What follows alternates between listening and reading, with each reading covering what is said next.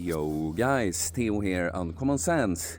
I was gonna do a professor lecture kind of video today, but it's an absolutely beautiful day, so I gotta capture the moment. You know, we love optimizing here, right?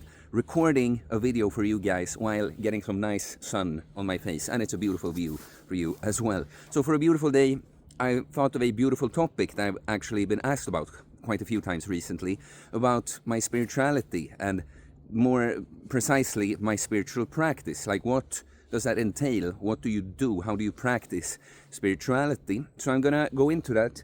And first and foremost, if you consider yourself a spiritual person, then it's kind of like your entire approach to life that's spiritual, you know. How you do something is how you do everything, and you can have just a general way of going about life, you know. I am here, I see a little separate aspect that's part of a whole, and all I can do is work on and refine my little separate aspect, better understand myself, so that I better understand the world, and so that I can bring more to the table to, well, both myself and my fellow human beings, right? And I even consider my physical training spiritual, but I won't focus on that in this video, because I understand when people ask about, like, what does your spiritual practice look like, that they want to know about different things. But I want to make the point that I definitely consider the physical training and bodybuilding spiritual, and this is why holistic bodybuilding, right? That's why I call the entire process that I go about and teach to others holistic bodybuilding, because two things.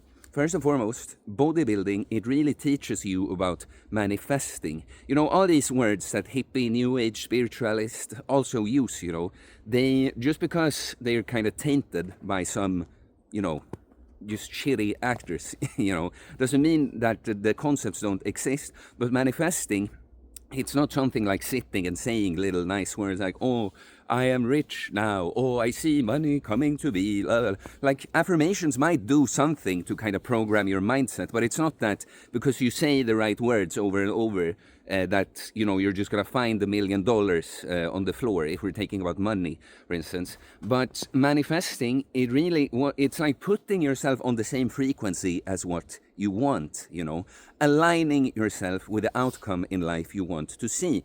And that's why I think bodybuilding training is such a great tool for, like, because, you know, it makes you understand what it's all about. It's like it's about you shaping yourself into an individual that consistently just exists, goes about life in a way that leads to the outcome of getting more jacked or getting more ripped, whatever your goal is at this time, you know.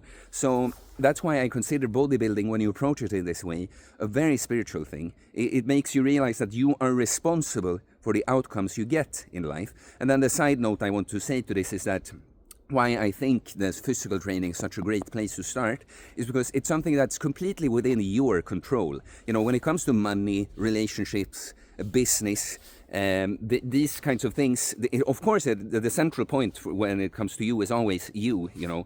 But what I'm saying is that you're gonna have to take more external circumstances and people and things in mind. But the training, it's really all about you. Training hard enough, consistently enough, progressively overloading, understanding technique and improving, you know, getting the good program, being on point enough with the diet, getting enough sleep, being consistent with this, you know, and adjusting and adapting when you have to, right? But the second thing is the way you actually do the training, you know. Like, I even write this, I think, in my book, that since a long time, I don't really see it so much that I go train. So I observe Theo training, you know. Because who am I? I am really the one that's observing Theo from within. You know, Theo is just my guy. He's just my vehicle. And even I listen to music, because we're going to come to this about being present, you know, as spirituality. Recently I listened to music, but it's not something I've done all that much when I train. Of course, you had to listen to the crappy commercial music in gyms, unfortunately. And now I really listen to music, mostly to just drown that out.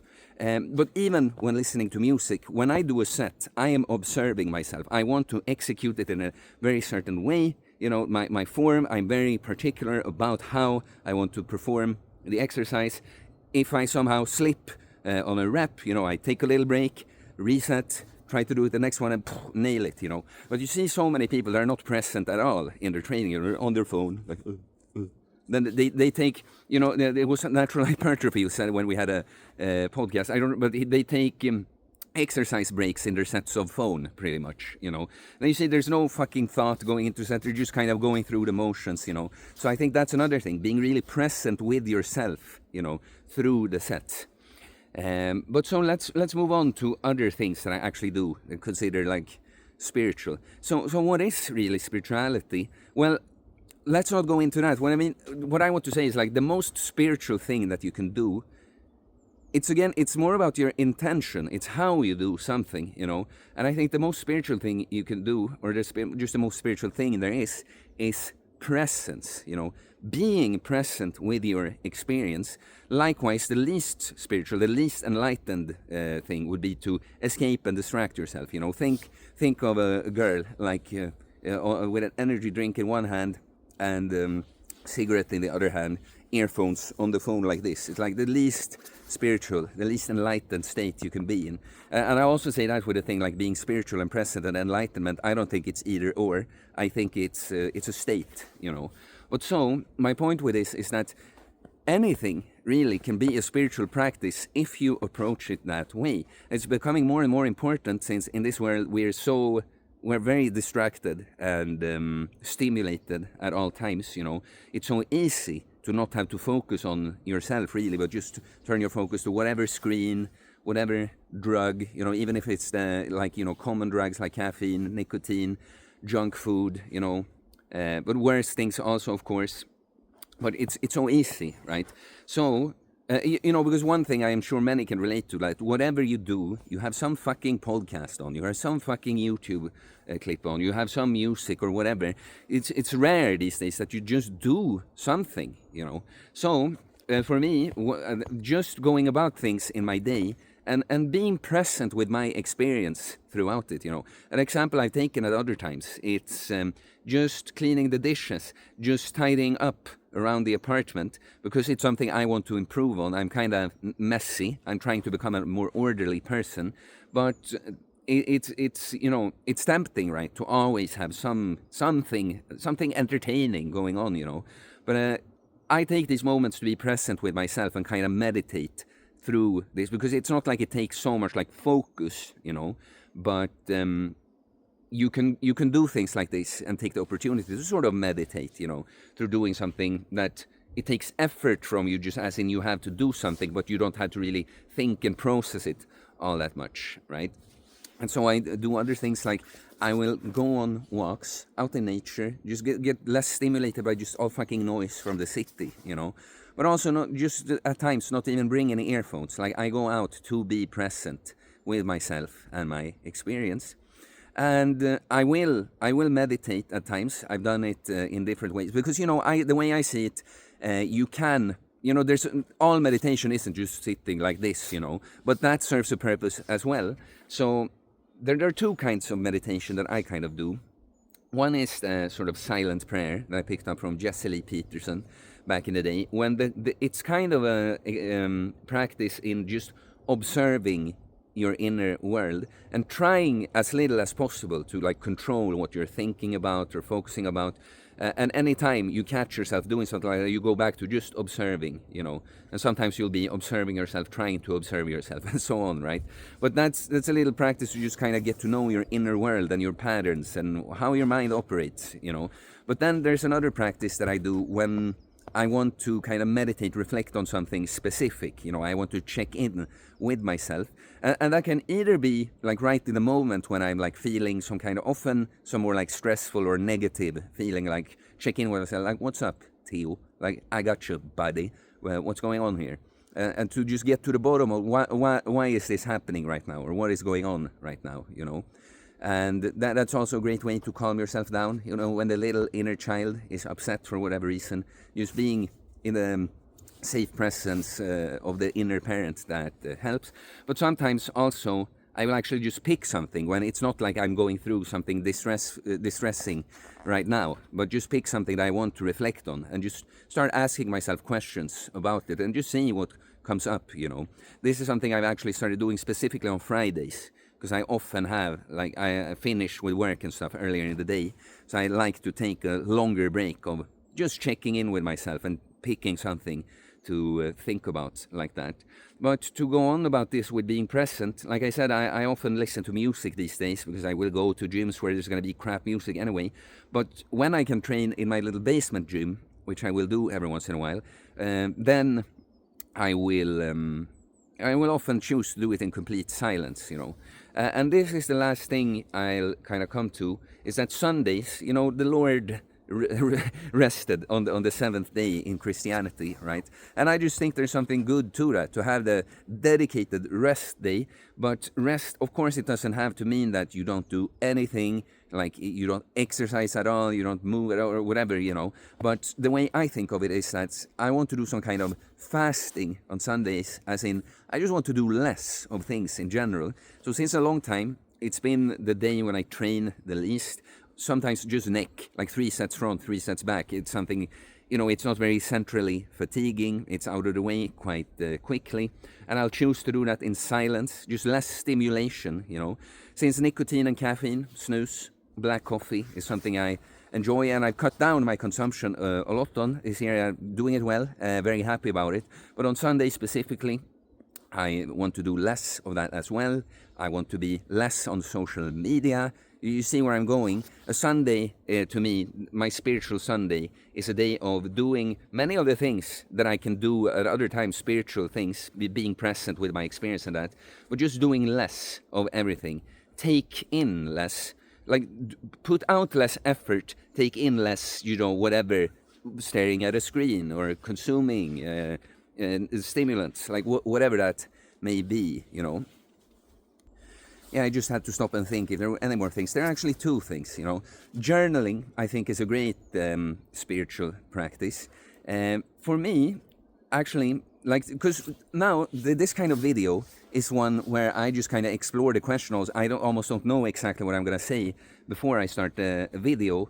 And it's not like this is how to be spiritual. It's like, it's inspiration. It's throwing random ideas and thoughts and concepts at you that I think, as a whole, in the grand scheme of things, this would go for everyone, but you might approach it a little differently. So I'll say, for instance, that just journaling, it's never served much of a purpose for me doing it in that way.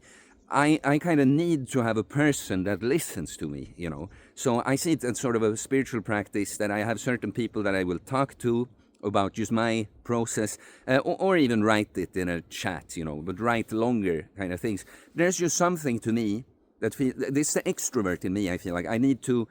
There's no point in just writing this down for myself. I need to get it out. But what I like when I journal is actually, because I like rhyming. I like doing more poetry. And, in line with the divine, I rhyme all the time. And I've noticed that for me, it kind of clarifies what's going on with me when I just sit down to write spontaneously, but I have this task that I have to make a rhyme. It's something about that makes you have to structure whatever is going on inside you into something. So I like that, and it's not so long. It's not like this big journal entry of today I did this. It's like, yeah. Do you know what? I'll actually end with one of the many poems I've written in the evening lately. I get it in here. Jag gillar att tala i rim. Det har jag lärt mig av Sim. The truth has a certain melody. To not speak it is a felony. In line with the divine, I rhyme all the time. When I fall out of alignment, getting back there is my assignment. For humans in 2025, there are many layers to shed. I'm trying my best here before going to bed. Calibrating myself for a restful slumber, but many strange dreams have got my number. Tomorrow awaits a new day. The person reading this is a big fat ass gay. So the first line in Swedish, it says just that I like to speak in rhyme. And I use the name of the person that kind of inspired me to start doing that, Sim, to rhyme in Swedish. And the last line there is just because I decided that I would share this poem. So, going from being all serious to throwing some humor in there. And I'll share a couple more with you while we're at it. Why not? Closing the evening with a verse, letting mental clouds disperse. Go with the flow, not further ahead. Live here and now, because later you're dead. Remove distractions from your attention. That's something I should definitely mention. Sometimes things just have to be. Being instead of doing is tricky for me. More is not better, more is more. Just be a little and you'll have more doing in store. Patience and stillness, who has time for that? A man that masters everything, not just muscle and body fat. You're invited to be one of the few. Either way, you'll always know that you knew. Which will it be? Fulfillment or regret? Thanks for warning me, but my mind is already set. Zero regrets the day I die, and that's a promise. If you always live right, it's not like you can miss. And today, now, and just be, so tomorrow can get everything from me. And I've written many more. Please let me know what you think about them, guys. But here's the last one for now. Rain is just food for fertile soil. You may not like it, but without it, you'd spoil. Instead of wishing for a different season, realize and embrace that it happens for a reason. You've been told you must hustle and grind. To truly prosper, you have to free your mind. Is the ultimate goal to be a productive machine? Or is it to keep your soul clean? Of course, dreading the rain is not just about being productive. It's unpleasant, so ways to escape it are seductive. But standing firmly in the rain for a few days in a row is ultimately what gives you nutrition to grow. Most people escape just having to be. Me, I refuse to be an NPC. I'll do what it takes, even take breaks. Real breaks, not escapes. I did all right this time. Pressing save on this lesson with a rhyme. Next time there's rain, I will silence my brain and take it even more chill. But yeah, this just exploring, these are the kinds of things, like, of course, we can get deeper into spirituality, but when I want to, like, just explain to you, like, what is my spirituality, what is my practice of spirituality, the things I brought up here right now are it, basically. So please like and comment, guys, anything that resonated. What do you do for your spirituality? Please let us know. I do holistic bodybuilding coaching, getting jacked and stacked mentally, physically, spiritually, working on ourselves, body, mind, and soul. On my elite program, coming up with little routines for people with these kinds of things is often something I do. Well, so if you're interested, you can send me a DM on Instagram or email me. It's in the description below. I'll get back to you with my different programs and offers. You can pick up my training book. Everything training, philosophy, mindset related that you need to become a self-reliant, jacked and stacked individual. And please subscribe for more content about fitness, fast losing weight, building muscle, self-improvement, stoicism, mental health, philosophy, spirituality. Mindset. It is mindset, guys. It is holistic. And you are a spiritual being. You need a spiritual practice as well. Peace.